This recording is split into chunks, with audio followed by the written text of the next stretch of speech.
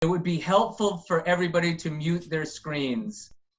And if you would like to speak, then unmute, and then you can speak with me. Mute it. I do it up here. First, I want to mention that, you know, moving forward, I will be continuing to do this, but I'm also developing some programming for WMHT that will be aired live, and they were very interested to get a little snippet of what we're doing here in Zoom. And it will take a long time for me to develop that programming, but I hope to have the first pilot program up by late June on WMHT. And what I will do with that, once those start, there'll be hour-long programs, and then I'll invite everyone to come to Zoom afterward and talk about each one when they air, so that we keep this conversation going and that we all reflect upon the music and provide our insights to what's going on. So tonight, this, it's a germ of an idea of an earlier conversation that we had about, repertoire being repeated by different artists and the validity of that. When I program the season, since I only do about, four string quartets or four or five pianists, I really try not to duplicate repertoire, but it's not a hard and fast rule with me, because I think it's extraordinarily interesting to hear musicians' different interpretations of the same work. And that's, for me, what makes this art form so alive and inviting, and that it's always changing. You bring a certain musician's aesthetic to these masterworks, and it's sort of like, Picasso taking on the Mona Lisa. It's taking this set artwork and having different artists apply their craft to interpret these artworks. So I went through our archives, and I discovered I wanted to pick a string quartet because there's more variables with string quartet playing. 4 players against 1 player, of a recital. And I found that Mozart's K428, the E-flat major quartet, is a wonderful piece in which we can examine this, because yes, Mozart's wonderful, and his quartets are just very important, an important bridge between Haydn and Beethoven. But this quartet especially, Mozart is extraordinarily innovative right from the first bar of the work. So we'll be taking 3 different performances throughout our history. The first of which is the American String Quartet, which performed on the series on October 26th, 2002, way back when. The second is the Eben Quartet, the French quartet that I've presented twice, and there's been a bit of a hiatus, but I'm hoping that, I have a date for them in 21-22. They're one of the great young quartets out there. And then the Brentano Quartet, which I had originally said last week, giving you a teaser, that I found 2 groups playing the same piece. And then I said, oh yeah, the Brentanos just did this piece last November. So they performed this piece on November 3rd, 2019. They opened the program before we did our commissioned piece, the world premiere. So we can't, unfortunately, we don't have time to take apart each movement by each quartet. So I was originally going to do the first movement and the second movement to provide some contrast. But the third movement is so spectacular. The minuet is so unusual that I think we'll just focus on the first and the third movements tonight. And how I'll structure it, I'll play a recording of each quartet and have a little discussion after each quartet performs, so it's fresh in our minds. And just keeping in mind that it's all subjective. Don't be afraid of what you feel and how you like, dislike. It's all subjective. What I look for is, in my scholarship, about keeping with stylistic consistencies, with Mozart, with the playing of Mozart and any composer, but really musically it touches us differently. So please just let me know, no holds barred, about what you feel. If you don't like it, dislike it, what you liked about it, what was interesting about it, and we'll go from there. But I thought first I wanted to show you just a little bit of the score, just to give you an idea of what Mozart wanted. Now this is the text. This is Baron Reiter Mozart. So this is very, very little edits to the Mozart's manuscript. This is when any musician plays Mozart, they go to the Baron Reiter. So I did some harmonic analysis, and please don't pay attention to that, but I want you to look at the dynamic markings.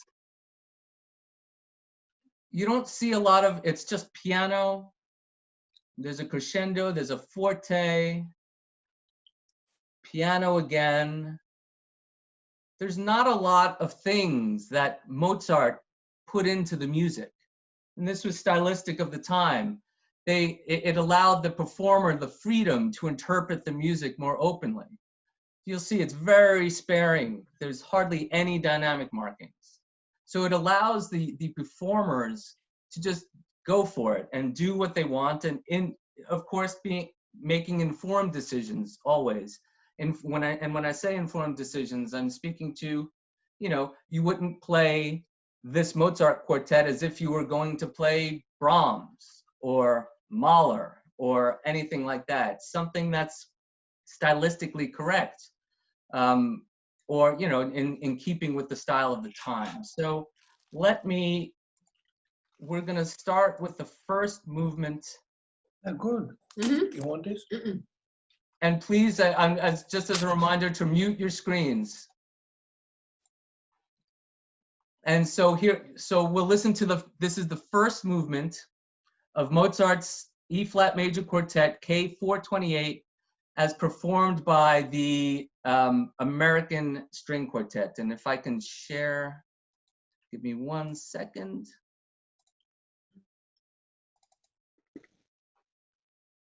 Okay, here we go. The American String Quartet. We'll listen to the first movement.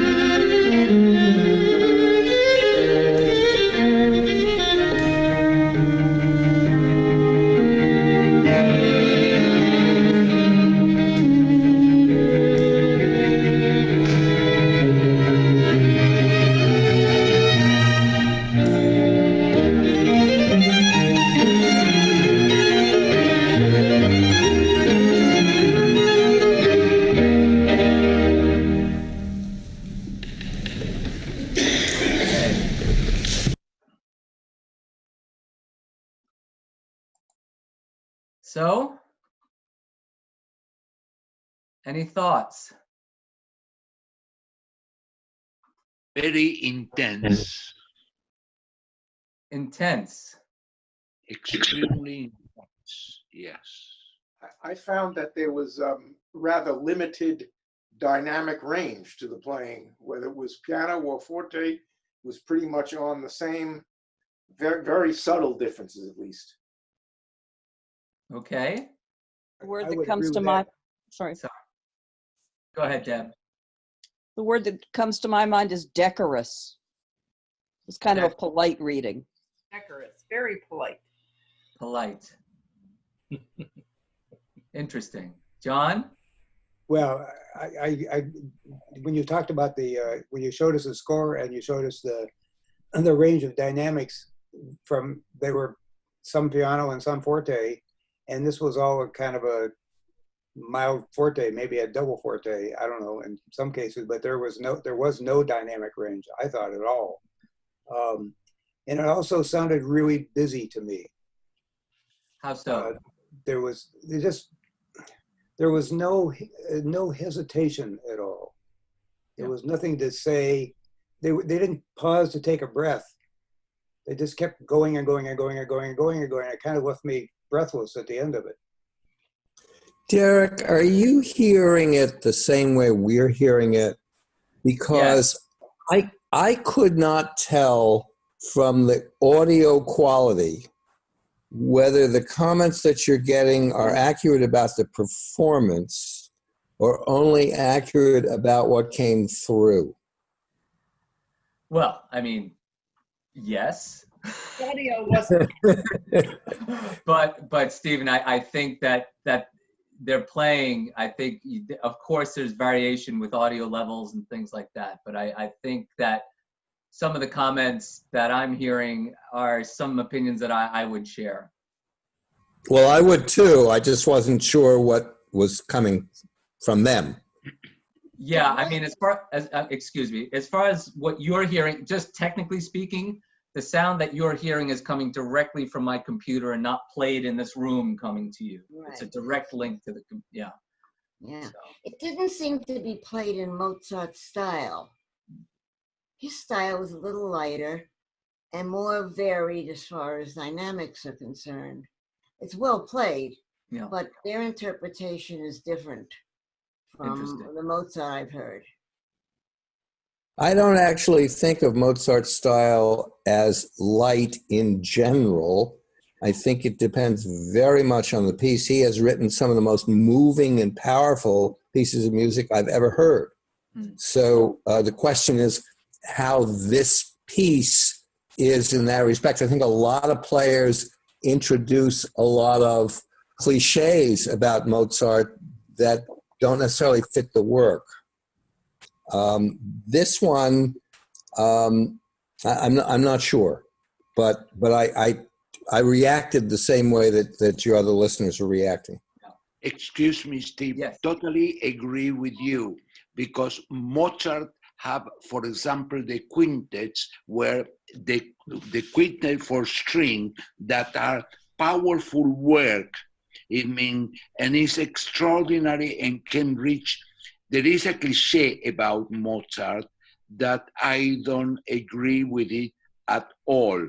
The quality of the audio here, it wasn't the best, but it even so was possible to appreciate what the American String Quartet was doing. And the intensity that it was is in many works of Mozart. He have it, definitely he have it. Could be powerful, and this is part of the case. I also feel that when you're just hearing it and not seeing it, there's a whole different level of interpretation lost or gained. Excuse me for interrupting, William. I purposefully did not want to have a score scrolling, so that I meant it's for me when I'm in a live performance, watching the performers, and watching their bodily expressions adds or enhances interpretation for me. Let But me, that's- I wanted to add, if I might, that while it's sure that Mozart in many pieces has great power and great force, but this piece begins with a piano, and it's marked in his urtext also as a piano. And there's a certain graciousness about that first octave E flat theme which comes in, which I don't think that they were fully expressing, because it's only after the first exposition of that first theme, but afterwards he has the kind of forte, more assertive kind of thing. I think that it'll be interesting to hear the Eben and the Brentano, but in my estimation, this was not the end performance that I would want to opt for. it's very interesting because I wrote down a few things, muscular, and I agreed that there wasn't a lot of dynamic contrast. And I found specifically a lot of their articulations did not match in their playing. So I would tend to agree with the consensus here. I want to share one thing, since we're talking about the opening of the piece, and what's most interesting about this piece in particular. In the first statement of the theme, in those 4 bars, Mozart has 9 of the 12 chromatic notes. There's no tonic center in the E flat major until the 5th bar. He keeps you in a mystery right from the get-go in piano, in a keyless atmosphere. It's a very, very striking thing. It must have been, at the time that it was performed and heard, was very striking. So in taking with that, what does the artist do with that information? And I think you were right in that this particular quartet, it was very, I think John alluded to it, that it was just sort of played, that there wasn't a lot of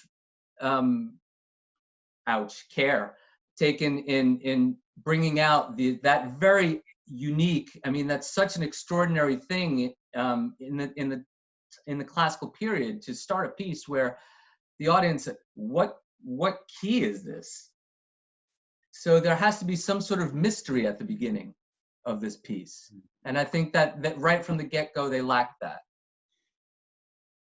Wouldn't the emphasis in Mozart's time been on the A rather than the E? I'm not looking at the score. Well, it goes E and then a high E, and then he hit the A, Yeah. which is like an augmented 4th Correct. or diminished 5th. Correct. And for an audience of that period, that's a pretty striking note, whereas E is not. So thank you, Stephen. That interval is called a tritone, and was known as the devil's chord back in the 16th century during the time of Palestrina. I don't know if you know about Palestrina, but it's a composer who was just extraordinary in writing counterpoint. And it was illegal to write that pitch with 2 notes against the other because it signified the devil in church music.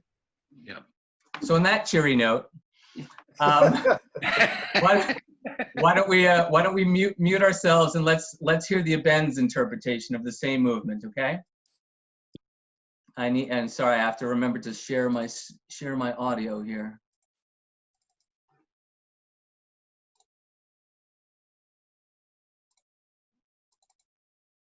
Oh, no, wrong quartet. Here we go. The Eben Quartet, and again, this is from November 11th, 2014.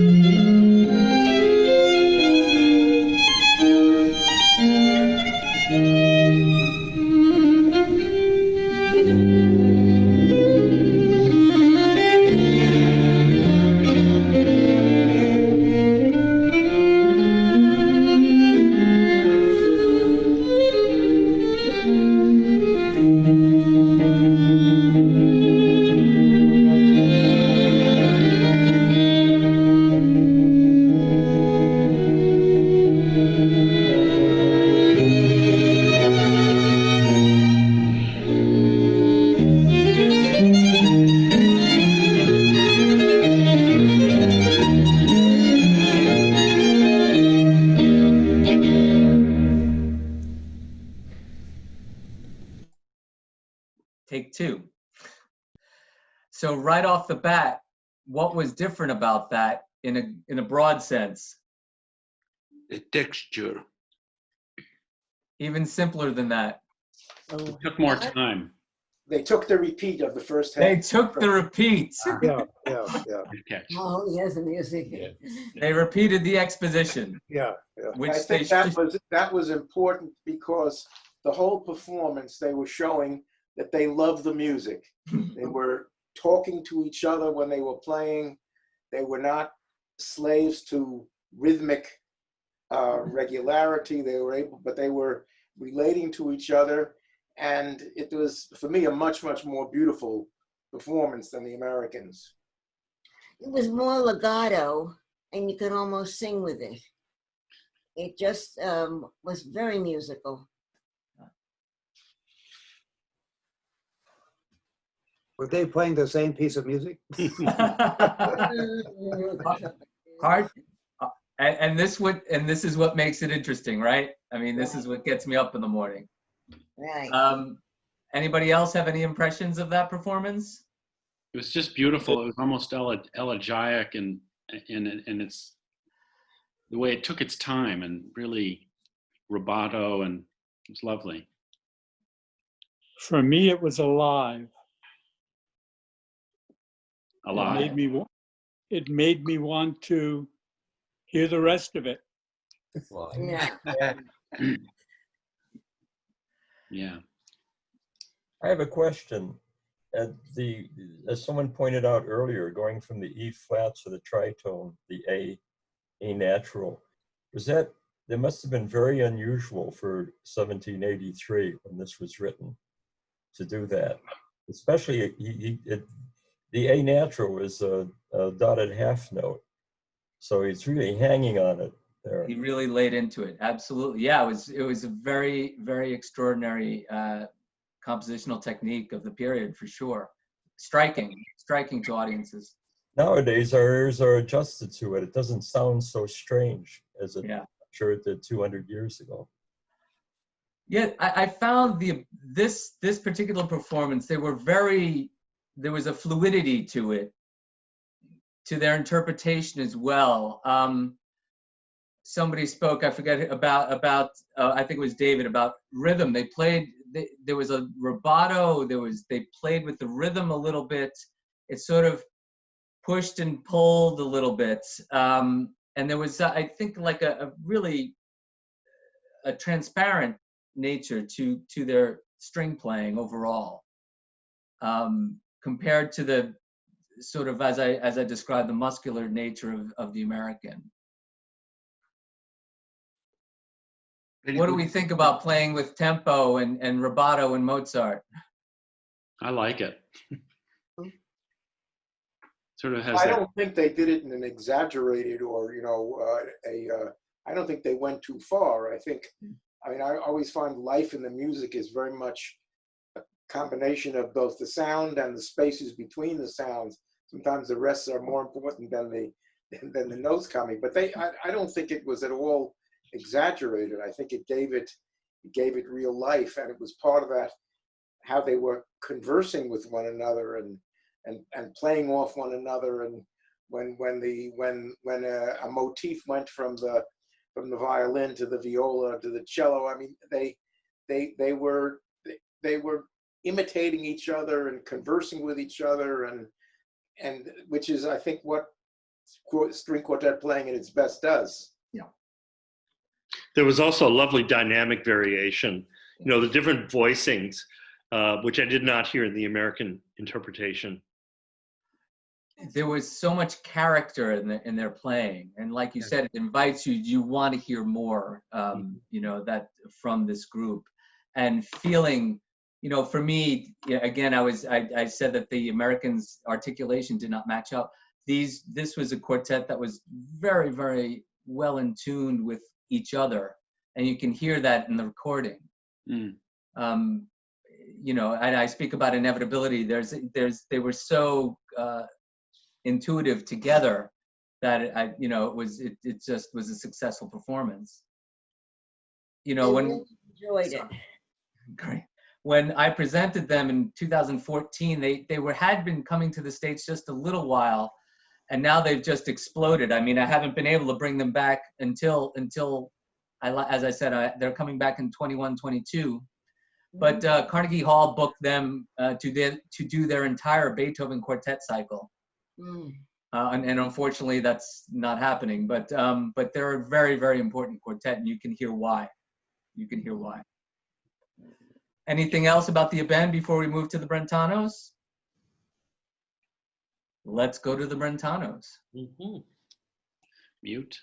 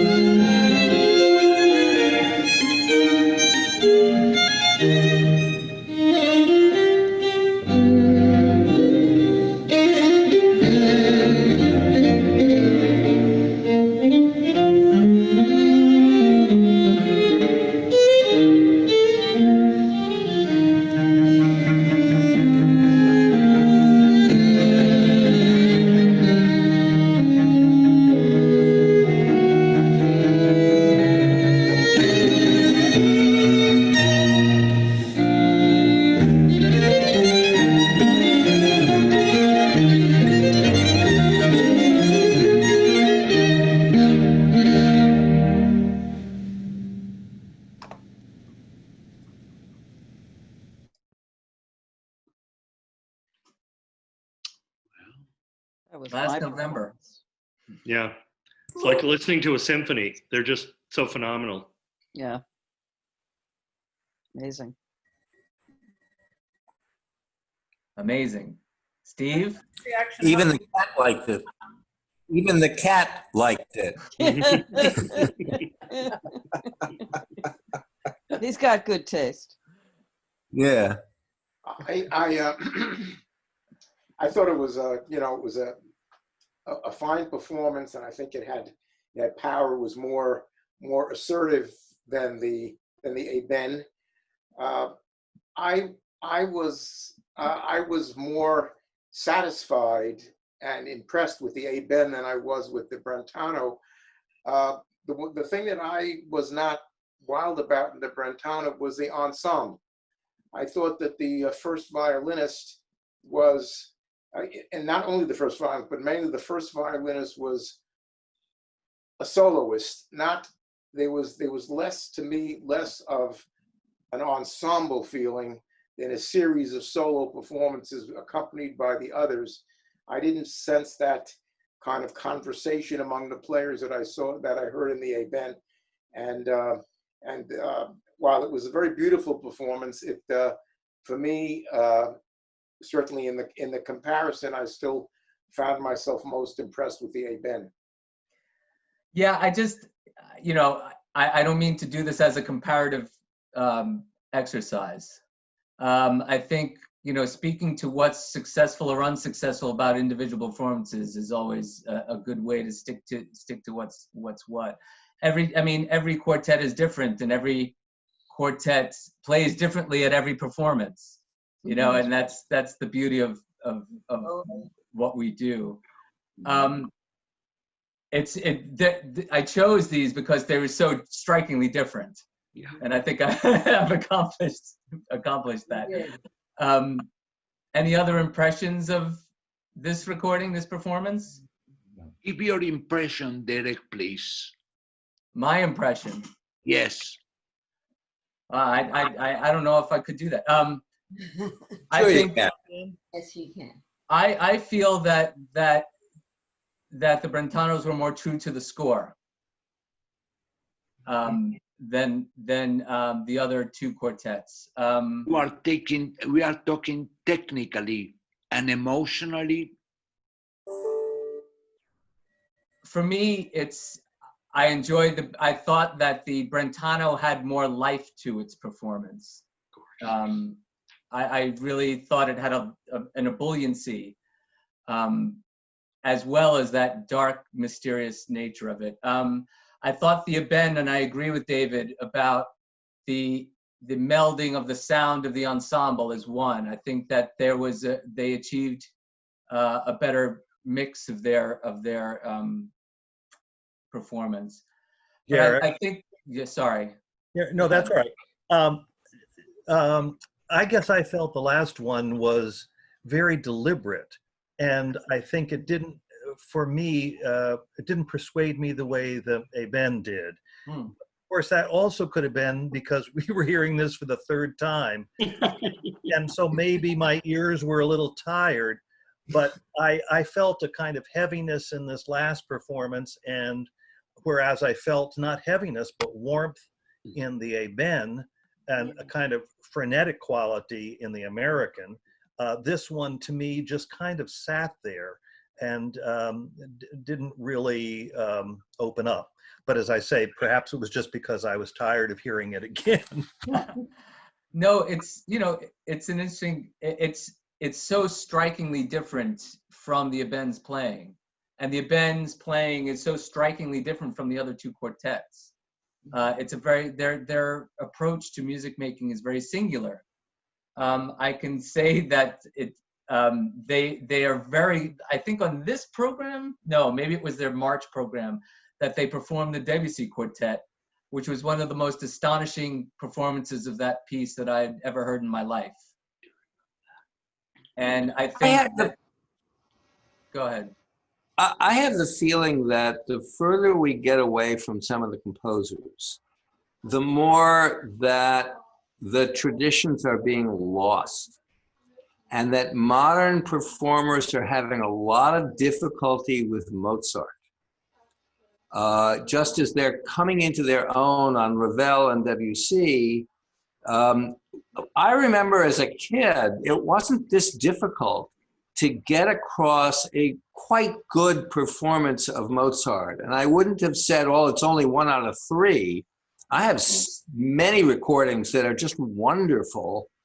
But I find in recent performances by younger groups, that's getting rarer and rarer. I think they've lost the tradition and also lost the confidence, so that they're trying to, even while I'm saying that they've lost the traditions, I think they're trying too hard to play it the traditional way. And Rudolf Serkin used to say that it's crucial to understand the harmony. And I keep feeling like many modern performers are not getting it at that level. They're over-interpreting? They're playing cliches rather than getting into the movement of the music and where it's going and what the harmonies are and why they're there and so forth. And I know that that's hard, but I think it's crucial. And when some of us said before that Mozart could write with tremendous power, that's partly because of what he does harmonically. And they aren't just 18th century cliches. Well, I certainly don't want to disparage a generation of musicians and how they perform a certain composer's work. but I won't tell. I will say in Mozart in particular, and if you speak with musicians about this, there's just, for some reason, there's just nowhere to hide. There's a certain nakedness in the music that is so exposed. And when you listen to a performer play Mozart, you know in 5 minutes whether that person has something meaningful to say. I think it's very true in particular of Mozart. Beautiful comment. That's why we all need to Beautiful comment. Suko all the time, Derek. Say that again, Marjorie. That's why we all Thank you, Derek. Suko all the time. Yes, and this is the difference, and we speak about Mitsuko Uchida, and that's why her Mozart is just so extraordinary. It's so extraordinary. And there's just the amount of space and articulation and just, simplicity, and it's not overwrought. And that's the problem in Mozart. Yes. That people try to squeeze and milk all they can out of it. And it's really not about that, I think. Shall we move forward? I want to play, it's the minuet movement, which is obviously a shorter movement. It's already almost 8 o'clock. So I think judging by these comments, maybe we should just listen to the Eben and the Brentano Quartet. Since we don't have a lot of time left. Sounds good. I had a feeling. So let me, we'll first play, I'm not going to tell you who I'm going to play. Ooh. How about that? You tell me. Now we really have to listen. So Marjorie's comment was about Uchida. Yeah.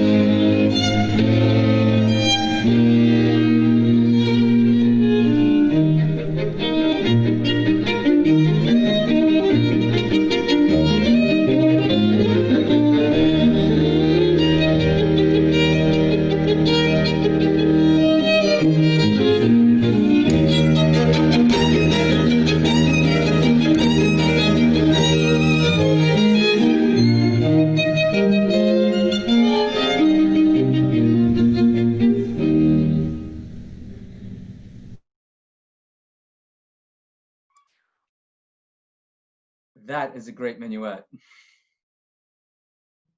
You have this just sort of pastoral theme with a drone and everything, and then this little tragic trio that's just lovely.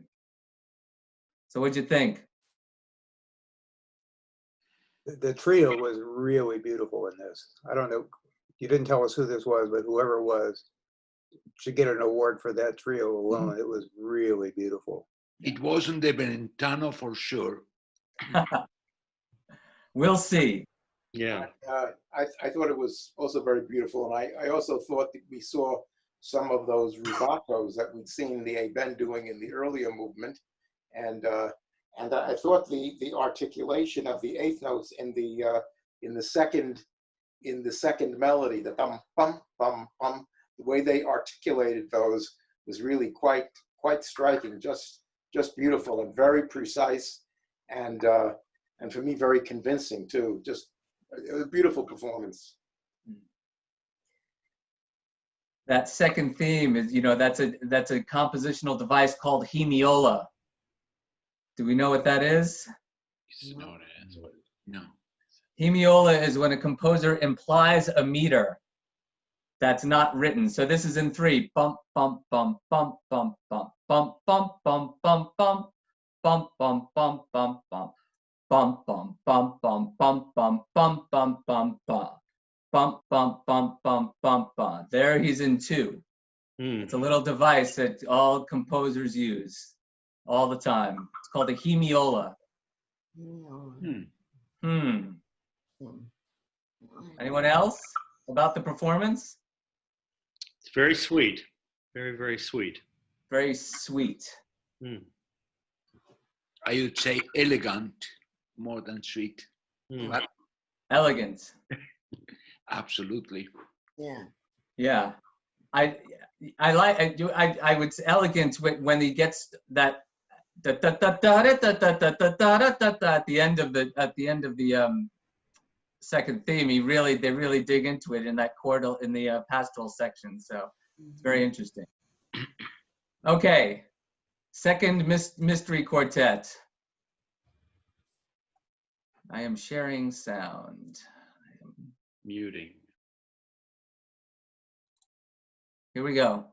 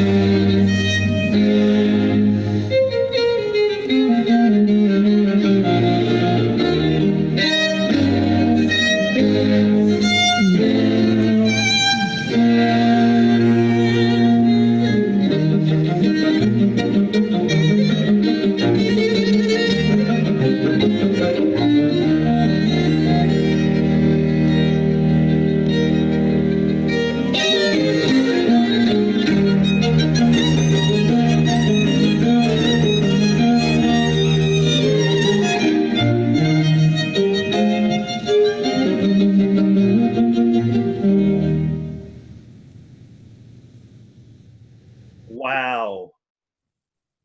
I thought that was utterly brilliant. Beautiful. There was a whole story in there. And the beginning, which was so charming and bubbly and light, gave way to this drama in the middle that was heavy. And then the sun came out again in the repeat of the minuet. I thought that blew me away. I was involved the whole time. So thank you, whoever it is. Definitely the Brentano. The Brentano, yeah, for sure. Yep. I thought it was so convincing. Yeah. Yeah. Okay, go ahead, tell us, but I didn't think so. Oh, Well, you're muted. I'm getting pretending to be. these quartets are so starkly different. Yeah. Their playing is and that's what's so wonderful. I mean, it's just so different. Impressions stylistically in their interpretation.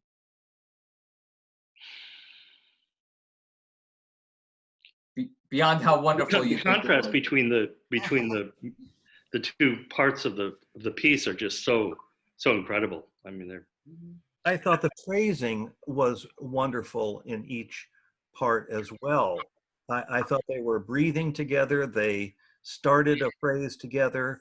There were a couple of moments where the high note just was standing suspended, and then they all began the next phrase together. It was a beautiful performance, and I think they did justice to Mozart. There was a great deal of tempo flexibility, but they were breathing together. Those hesitations, but that was just very, and then briskly, beautiful. It was interesting on those. Each time that phrase came back, they took just a hair of time, but up, ba, and ba. Just a little bit of lift each time. Very effective. Interesting. Did anybody notice anything interesting about the da capo, meaning the last statement of the minuet after the trio? They added some notes. Correct. Some grace notes on each one. Brup, brup, brup, brup. They did, yeah. A lot more than that. That's a performance practice from the classical period to embellish the phrasing. So they gave us a little bit of that. I remember sitting in the hall and saying, ooh. Yeah. Because they don't normally do that. So I was really, I remember distinctly, I was like, oh, that's a, Yeah, it was noticeable. Yeah. I was looking on Amazon Music last night. They seem to have released a CD of this piece about the same time they were here, November.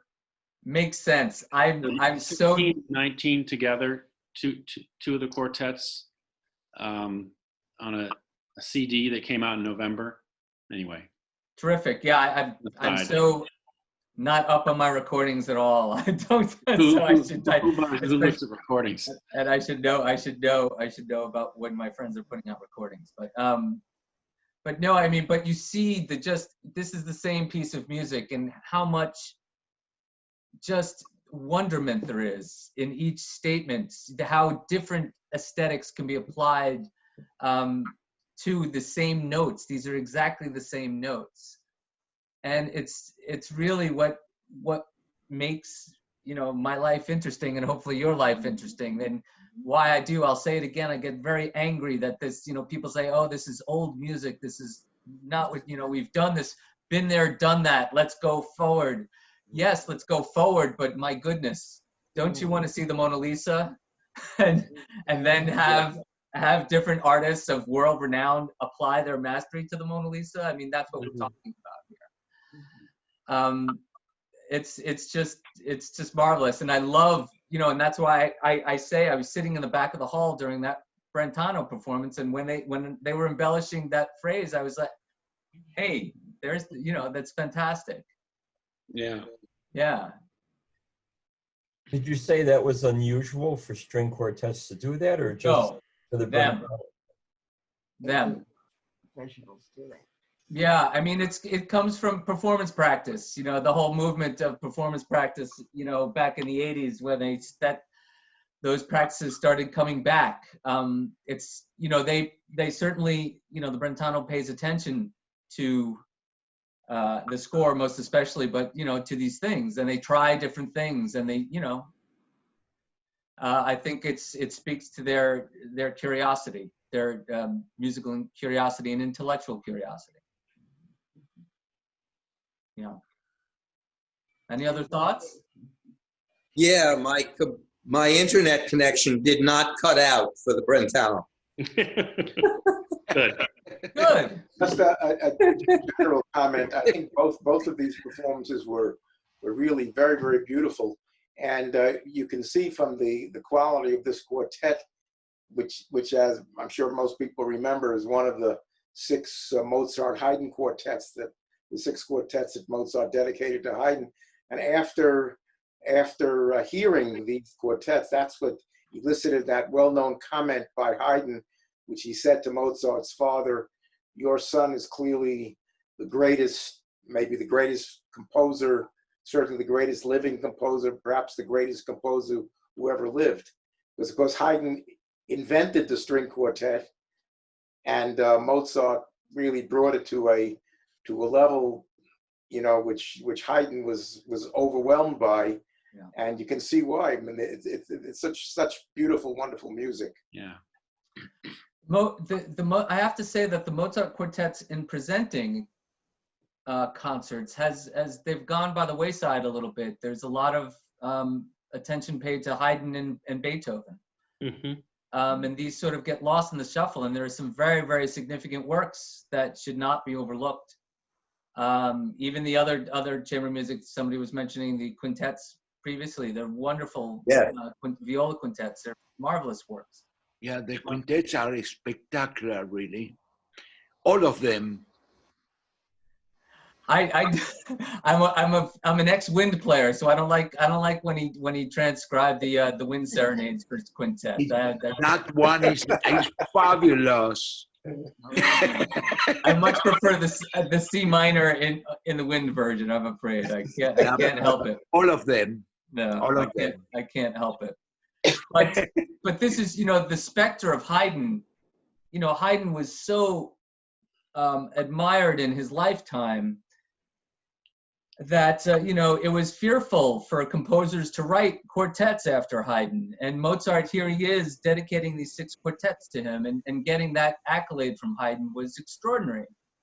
And Beethoven's first quartets, the Opus 18, he needed to get a little bit into his career a bit, and he spent an extraordinary amount of time on the 6 quartets of Opus 18. I forget, it was, I don't want to throw out it, but he spent an extra amount of time just tooling with them and getting them perfect, because it was after Haydn. And he had a little competitive spirit with Haydn too, that he studied with Haydn. And he wanted to make sure that his first mark in the string quartet world was a significant one. So these composers following in footsteps, I mean, it's daunting. And for Mozart to have done these, and these Haydn quartets are extraordinary. They're extraordinary works. And Brahms, after Beethoven, only wrote 3 quartets, and many feel that they're not equal to his other chamber music. I disagree, but yeah, it's no small feat for Mozart to take this on, and then to take it on and to be, as we were speaking in previous talks, David, about, this is what separates the geniuses from the everyday composer. He does these inventive harmonic surprises and innovates as he's composing. It's it's a wonderful work. I was so pleased when it was this particular work that came about, that we had several different recordings of it, because it's such an extraordinary little quartet. If I remember correctly, that that in it, for his contemporaries, while they were very, very much impressed and even excited by those quartets, they also were puzzled by them. They had a hard time with them. They were too complicated. They had a hard time digesting them. Am I remembering that correctly, Derek? That's absolutely right. Yes, that's absolutely right. Absolutely right. And the same again when Beethoven comes along. They were so mysterious they could barely play when he got, you know, his earlier quartets, but when Opus 59 came along of Beethoven, you know, they were considered unplayable at the time. They're these symphonic works for string quartet. It's always seemed to me, Derek, that there was more continuity between the Mozart and Beethoven chamber works than the Haydn and Beethoven. Am I wrong? Continuity in, elaborate, continuity in what respect? Ah, boy, that's hard to pin down, but in the structure, in the sound,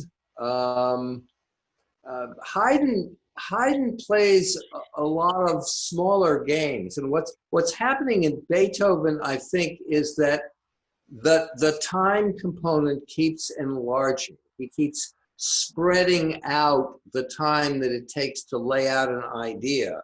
It's still pretty brief in Haydn.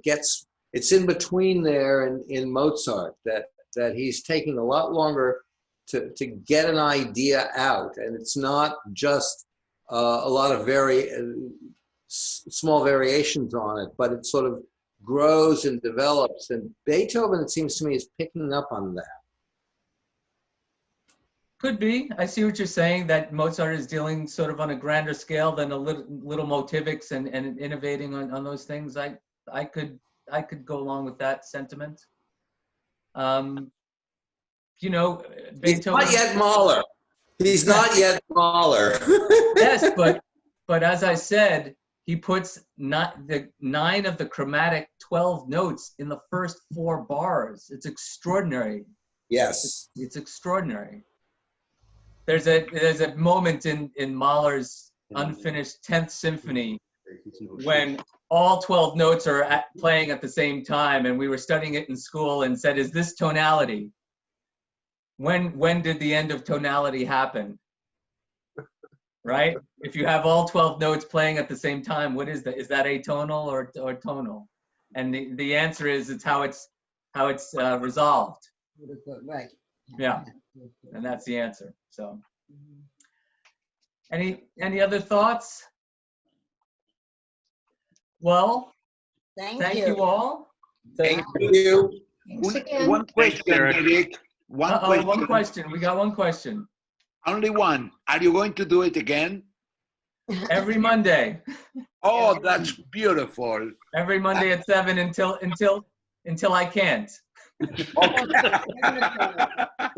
new internet connection. Give yourself an out. No, as I was saying, we'll be doing some programs on the radio, and I don't have control over that. And I think it would be an interesting thing because a lot of work will go into that on my end to do those radio programs, and for us to get together after those radio programs online and talk about it.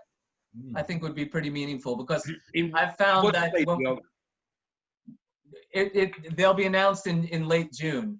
But I think it's been very meaningful to have after Jonathan's concert on Wednesday, after Jeremy's concert, to just be together and talk about what we just listened to. Mm-hmm. I think it's been wonderful for me to get all of your thoughts, and it's really just wonderful to listen and just envelop ourselves in this music. Jonathan was extraordinary. Yes, it was. Yeah. You are right. Yeah. Absolutely. Absolutely. And just how lucky we are to have the music. Yep. Yeah. This, this repertoire, it's a treasure, and let's not bury it. No. Well, okay, everybody. I don't have a topic for next week, so I can't tease anything. But okay. I'll see you here next Monday at 7 with something hopefully that's interesting. Thank you, Thank you, Derek. Derek. Thank you so much. Good night. Okay, everybody. Have a good night. Great to see you. Good All night. right. So long. Everybody. Bye-bye. Bye-bye. Thank you. Thank Bye, you. Derek. Bye-bye.